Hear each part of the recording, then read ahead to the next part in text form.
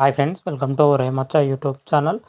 IPL 2025లో వచ్చేసరికి మహేంద్ర సింగ్ ధోని ఆడతాడా లేదా అనే విషయం గురించి చెన్నై మాజీ క్రికెటర్ సురేష్ రైనా కీలక వ్యాఖ్యలు చేయడం జరిగింది. అదేవిధంగా చెన్నై జట్టు యొక్క బలహీనతలు కూడా చెప్పడం జరిగింది. అదేవిధంగా రుతురాజ్ యొక్క క్యాప్టెన్స్ గురించి కూడా కొన్ని వ్యాఖ్యలు అయితే చేయడం జరిగింది. వీటన్నిటి గురించి పూర్తి డీటెయిల్ తెలుసుకునే ముందు మా ఛానల్ సబ్స్క్రైబ్ చేసుకోండి. పక్కన ఉన్న బెల్ ఐకాన్ మాత్రం అయితే క్లిక్ చేసి పెట్టుకోండి. ఫర్దర్గా మా వీడియోలో అప్లోడ్ చేసినప్పుడు మీకు నోటిఫికేషన్ వస్తుంది. ప్రజెంట్ మాత్రం అయితే ఐపీఎల్ 2025 మెగా ఆక్షన్ కోసం అయితే అన్ని ఫ్రాంచైజీలు అయితే ఈగర్గా వెయిట్ చేస్తున్నాయి. దానికోసం అయితే అంతంగా సిద్ధమవుతున్నాయి అన్ని ఫ్రాంచైజీలు కూడా. అంతలోపు వచ్చేసరికి రిటర్నింగ్ ప్లేయర్ల పైన అయితే అదేవిధంగా రిలీజ్ ప్లేయర్ల పైన అయితే ఫ్రాంచైజీలు అయితే దృష్టి సారించారని చెప్పుకోవచ్చు. అయితే మెగా ఆక్షన్ పైన వచ్చేసరికి మాజీ క్రికెటర్లు చాలామంది అయితే వాళ్ళు రకరకాలుగా విశ్లేషణ అయితే చెప్పడం జరుగుతుంది. జట్ల యొక్క బలాలు ఏ విధంగా ఉంటాయి, బలహీనతలు ఏ విధంగా ఉంటాయని అయితే రకరకాలుగా చెప్పడం జరుగుతున్నాయి మాజీ క్రికెటర్లు మాత్రమైతే. ఇందులో భాగంగానే చెన్నై మాజీ క్రికెటర్ సురేష్ రైనా వచ్చేసరికి చెన్నై జట్టు పైన అదేవిధంగా మహేంద్ర సింగ్ ధోని పైన కొన్ని కీలకమైన వ్యాఖ్యలు చేయడం జరిగింది. ముఖ్యంగా మహేంద్ర సింగ్ ధోని విషయంలో వచ్చేసరికి సురేష్ రైనా కొన్ని కామెంట్స్ అయితే చేయడం జరిగింది. వచ్చే ఐపీఎల్ 2025లో మహేంద్ర సింగ్ ధోని ఆడతాడా లేదా అనే విషయం పైన సురేష్ రైనా వచ్చేసరికి ఒక ప్రైవేట్ కార్యక్రమంలో పాల్గొని ఈ వ్యాఖ్యలు అయితే చేయడం జరిగింది. వచ్చే ఐపీఎల్ 2025లో వచ్చేసరికి మహేంద్ర సింగ్ ధోని ఆడాలని అయితే నేను ఆశిస్తున్నాను. ఎందుకంటే చెన్నై జట్టు యొక్క బలం కోసమైనా అదేవిధంగా కెప్టెన్స్ యొక్క బలం కోసమైనా సరే మహేంద్ర సింగ్ ధోని ఒక ఏడాది పాటు ఆడితే చెన్నై సూపర్ కింగ్కి అయితే అన్ని విధాలుగా అయితే సరిపోతుందని అయితే సురేష్ రైనా చెప్పడం జరిగింది.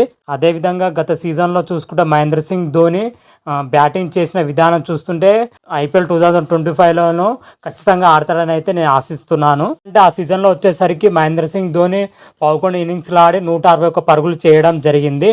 క్రీజ్లో చివరి 2 ఓవర్లో వచ్చి ధనాధన షాట్లతోనైతే మెరిపి ఇన్నింగ్స్లోనే చెన్నై సూపర్ కింగ్ విజయంలో కీ రోల్ పోషించిన విషయం కూడా తెలిసిందే. గత సీజన్లో వచ్చేసరికి ధోని గత సీజన్లో వచ్చేసరికి 220 స్ట్రైక్ రేట్ తోటి ఆడడం జరిగింది. ఓవరాల్గా చెన్నై అద్భుతమైన విజయాలు వచ్చేసరికి మహేంద్ర సింగ్ ధోని మాత్రం అయితే కీ రోల్ పోషించడం జరిగింది.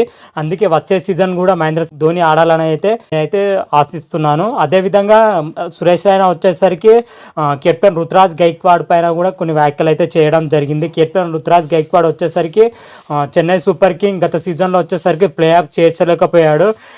నిర్ణయాత్మకమైన మ్యాచ్లో వచ్చేసరికి చెన్నై దారుణమైన ఓటమి అయితే చూడడం జరిగింది. ఆ మ్యాచ్లో చెన్నై చాలా అంటే చాలా బలహీనతలు అయితే బయటపడ్డాయని అయితే సురేష్ రైనా చెప్పడం జరిగింది.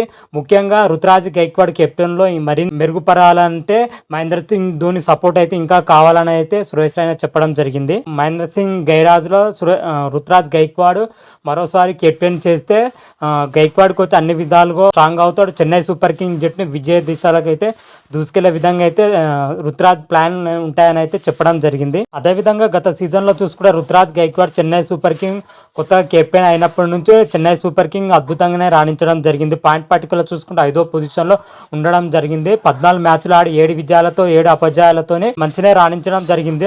ఆ సీజన్లో వచ్చేసరికి రుతురాజ్ బ్యాటింగ్తో పాటు కెప్టెన్లో అద్భుతంగానే రాణించడం జరిగింది. ఇంకా కెప్టెన్లో మరిన్ని మెరుగుపరుచుకోవాలని అయితే సూచించడం జరిగింది రుతురాజ్ గైక్వాడ్కు. అదేవిధంగా చెన్నై సూపర్ కింగ్ జట్టులో చాలా అంటే చాలా బలహీనతలు అయితే ఉండడం జరిగింది. ఎందుకంటే రాయల్ ఛాలెంజర్స్ బెంగళూరులో సరికి చెన్నై ఓటమి చూసిన విషయం అందరికీ తెలిసిందే. ఆ మ్యాచ్లో చెన్నై అయితే బ్యాటింగ్లో పూర్తిగా విఫలం చెందింది. అదేవిధంగా బౌలింగ్లో కూడా బలహీనతలు అయితే బయటపడడం జరిగింది. అటు బ్యాటింగ్లోని బౌలింగ్లోని 2 విభాగాల్లో చెన్నై సూపర్ కింగ్ స్ట్రాంగ్ కావాలంటే మెగా ఆక్షన్లో వచ్చేసరికి కొంతమంది ప్లేయర్లు మాత్రమైతే తీసుకోవాలని అయితే సూచించడం జరిగింది. అదేవిధంగా వచ్చే సీజన్ ఐపీఎల్ 2025లో వచ్చేసరికి చెన్నై సూపర్ కింగ్ అన్ని విభాగాల్లో స్ట్రాంగ్ కావాలంటే మహేంద్ర సింగ్ ధోని మరో ఏడాది పాటు క్రికెట్ ఆడాలి. అప్పుడు మహేంద్ర సింగ్ ధోని ఆడితేనే చెన్నై సూపర్ కింగ్ అన్ని విభాగాల్లో స్ట్రాంగ్ అయ్యే అవకాశం అయితే కనిపిస్తుంది. అలాంటి ప్లేయర్ లేకపోతే చెన్నై మరి చిన్న జట్టుగా మారే అవకాశం అయితే కనిపిస్తున్నాయి. ప్రజెంట్ సురేష్ రైనా చేసిన వ్యాఖ్యలు మాత్రం అయితే సోషల్ మీడియాలో తెగ వైరల్గా మారడం జరిగింది.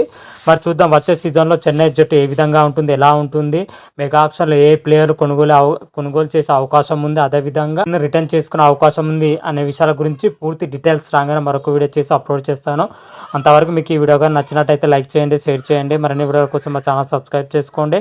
పక్కన ఉన్న బెల్ ఐకాన్ మాత్రమైతే క్లిక్ చేసి పెట్టుకోండి. ఫర్దర్గా మీ వీడియోలో అప్లోడ్ చేసినప్పుడు మీకు నోటిఫికేషన్ వస్తుంది. హర హర మహాదేవ్ శంభో శంకర. Thank you.